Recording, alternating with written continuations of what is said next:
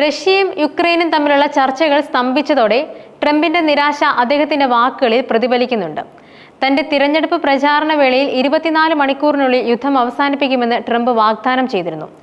പുടിനുമായുള്ള തന്റെ സൗഹൃദവും റഷ്യയ്ക്ക് നൽകുന്ന ഇളവുകളും യുക്രൈനുള്ള പിന്തുണ ഉപേക്ഷിക്കുന്നത് യുദ്ധം വേഗത്തിൽ അവസാനിപ്പിക്കുമെന്നും അദ്ദേഹം കരുതി.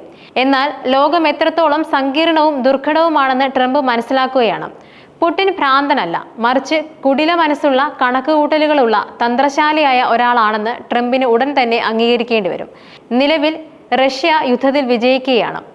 യുക്രൈനും യൂറോപ്യൻ യൂണിയനും തന്നെ തടയാൻ കഴിയില്ലെന്നും US ഈ വിഷയത്തിൽ ഇടപെടാൻ ആഗ്രഹിക്കുന്നില്ലെന്നും പുടിന് അറിയാം. ഈ അവസരത്തിൽ യുദ്ധം നിർത്തേണ്ട ആവശ്യമുണ്ടെന്ന് അദ്ദേഹം കരുതുന്നില്ല. കഴിയുന്നത്ര യുക്രൈനിയൻ പ്രദേശം പിടിച്ചെടുക്കാനും തനിക്ക് സൗകര്യപ്പെടുമ്പോൾ മാത്രം അത് നിർത്തി ചർച്ച ആരംഭിക്കാനും അദ്ദേഹം ദൃഢനിശ്ചയം ചെയ്തിരിക്കുകയാണ്. യുക്രൈനിലെ അന്തമില്ലാതെ തുടരുന്ന വിനാശത്തിൽ അന്താരാഷ്ട്ര രാഷ്ട്രീയ നിരീക്ഷകരിൽ ഭൂരിപക്ഷവും പുടിന്റെ ഭ്രാന്തിന്റെ അളവിനേക്കാൾ ട്രംപിന്റെ ലോകവിവരത്തിന്റെ അളവാണ് കാണുന്നത്. തന്റെ വ്യക്തിത്വ പ്രഭാവത്തിനൊപ്പം നയതന്ത്ര സമ്മർദ്ദവും US-ഉമായുള്ള വ്യാപാര സാമ്പത്തിക ബന്ധങ്ങളെ ആയുധമാക്കുന്നതും കൂടിച്ചേരുമ്പോൾ ലോകത്തിലെ പ്രധാന തർക്കങ്ങളെല്ലാം പരിഹാരം കാണാൻ കഴിയുമെന്നും ട്രംപ് വിശ്വസിക്കുന്നുണ്ട്. ഇവിടെ അദ്ദേഹത്തിന് തെറ്റിയിരിക്കുന്നു. രാജ്യങ്ങൾ അവരവരുടെ താല്പര്യങ്ങൾക്കനുസരിച്ചാണ് പ്രവർത്തിക്കുന്നതെന്നും വ്യക്തിത്വങ്ങളോ സമ്മർദ്ദങ്ങളോ അക്കാര്യത്തിൽ സ്വാധീനമാകാറില്ലെന്നുമാണ് ആധുനിക ലോക ചരിത്രം തെളിയിക്കുന്നത്.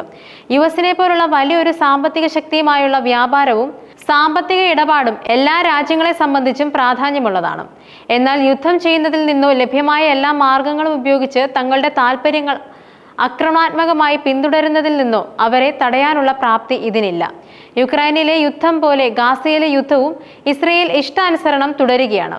യുദ്ധം അവസാനിപ്പിക്കാനുള്ള US-ന്റെയും ഐക്യരാഷ്ട്രസഭയുടെയും ലോകരാജ്യങ്ങളുടെയും എല്ലാ ശ്രമങ്ങളും പരാജയപ്പെട്ടു. അതുപോലെ തന്നെ കശ്മീർ വിഷയത്തിൽ മധ്യസ്ഥത വഹിക്കാമെന്നുള്ള ട്രംപിന്റെ വാഗ്ദാനം ഇന്ത്യ തള്ളിക്കളഞ്ഞു. പാകിസ്ഥാനുമായുള്ള പ്രശ്നങ്ങൾക്ക് പരിഹാരം കാണുന്നതിൽ US-ന്റെ ഇടപെടൽ ഒരു സാഹചര്യത്തിലും അനുവദിക്കില്ലെന്ന് ഇന്ത്യ വ്യക്തമാക്കിയിട്ടുണ്ട്. US-ഉമായുള്ള ബന്ധത്തെ ഇന്ത്യ വിലമതിക്കുകയും അത് ശക്തിപ്പെടുത്താൻ ആഗ്രഹിക്കുകയും ചെയ്യുന്നുണ്ട്. പക്ഷേ ഇന്ത്യ-പാക് ബന്ധത്തിലേക്ക് ഒരു മൂന്നാം കക്ഷിയെ സ്വാഗതം ചെയ്യാൻ തയ്യാറല്ല. മാത്രമല്ല, ഏതെങ്കിലും വിഷയത്തിൽ ചർച്ചകൾ ആവശ്യമെങ്കിൽ അത് ഭീകരവാദത്തെക്കുറിച്ചും പാകിസ്ഥാൻ അധിനിവേശ കശ്മീർ തിരികെ ലഭിക്കുന്നതിനെക്കുറിച്ചും മാത്രമായിരിക്കും. ഏതൊരു ഭീകരവാദ പ്രവർത്തനത്തെയും ഇന്ത്യ യുദ്ധമായി കണക്കാക്കുകയും പ്രകോപനം ഉണ്ടാകുമ്പോഴെല്ലാം പാകിസ്ഥാനെതിരെ തിരിച്ചടിക്കുകയും ചെയ്യും. ഈ അടുത്ത കാലത്തുണ്ടായ വെടിനിർത്തലിന്റെ കാര്യത്തിലെന്ന പോലെ ഇരു രാജ്യങ്ങളെയും സ്വന്തമായി പരിഹരിക്കാൻ കണ്ടെത്താൻ പ്രോത്സാഹിപ്പിക്കുക എന്നതാണ് US-ന് ചെയ്യാൻ കഴിയുന്ന ഏക കാര്യം. ട്രംപ് ഇന്ന് ലോകമെമ്പാടും സമാധാനം കൊണ്ടുവരാൻ ദൃഢനിശ്ചയം എടുത്തിരിക്കുകയാണ്. അദ്ദേഹത്തിന്റെ ഈ ശ്രമങ്ങൾക്കിടയിലും ലോകം സംഘർഷങ്ങളുടെയും പിരിമുറുക്കങ്ങളുടെയും വേദിയായി തുടരുന്നുണ്ട്. ഇത് ഇങ്ങനെ തന്നെ തുടരാനാണ് സാധ്യത. ലോകത്തിലെ അസ്ഥിരതയും അരക്ഷിതാവസ്ഥയും അന്താരാഷ്ട്ര സമൂഹത്തിന്റെ നിഷ്ക്രിയത്വവും മറ്റു രാജ്യങ്ങൾക്കും പുതിയ ആക്രമണങ്ങൾക്ക് ധൈര്യം നൽകാമെന്നതാണ് ഭയപ്പെടുത്തുന്ന കാര്യം. ഉദാഹരണത്തിന്, ചൈന താനെ ബലം പ്രയോഗിച്ച് പിടിച്ചെടുക്കാൻ തീരുമാനിച്ചേക്കാം. അമേരിക്കയുടെ ശക്തിയും അല്ലെങ്കിൽ സ്വാധീനവും കുറഞ്ഞു വരികയാണെന്നും ലോകത്തിലെ എല്ലാ സംഘർഷങ്ങളും അവസാനിപ്പിക്കാൻ അതിന് കഴിയുമെന്നുമുള്ള യാഥാർത്ഥ്യം ട്രംപ് അംഗീകരിക്കേണ്ടതുണ്ട്. തന്റെ വ്യക്തിപരമായ ഇടപെടൽ ലോകത്തിലെ പ്രശ്നങ്ങളെ മാന്ത്രികമായി പരിഹരിക്കുമെന്ന പ്രതീക്ഷയിൽ ജീവിക്കുന്നതിന് പകരം മുൻ ഭരണകൂടങ്ങൾ പിന്തുടർന്നിരുന്ന സമാനവും ശിക്ഷാ നയത്തിലേക്ക് അദ്ദേഹം മടങ്ങേണ്ടിയും വരും. ഉദാഹരണത്തിന്, ജോ ബൈഡൻ റഷ്യയ്ക്ക് മേൽ ഉപരോധം ഏർപ്പെടുത്തുകയും വെടിനിർത്തൽ അംഗീകരിക്കാൻ ഇസ്രയേലിന് മേൽ സമ്മർദ്ദം ചെലുത്തുകയും ചെയ്തു. സമാധാനത്തിന് വേണ്ടിയുള്ള ട്രംപിന്റെ കഠിനമായ ശ്രമം അഭിനന്ദനാർഹമാണ്.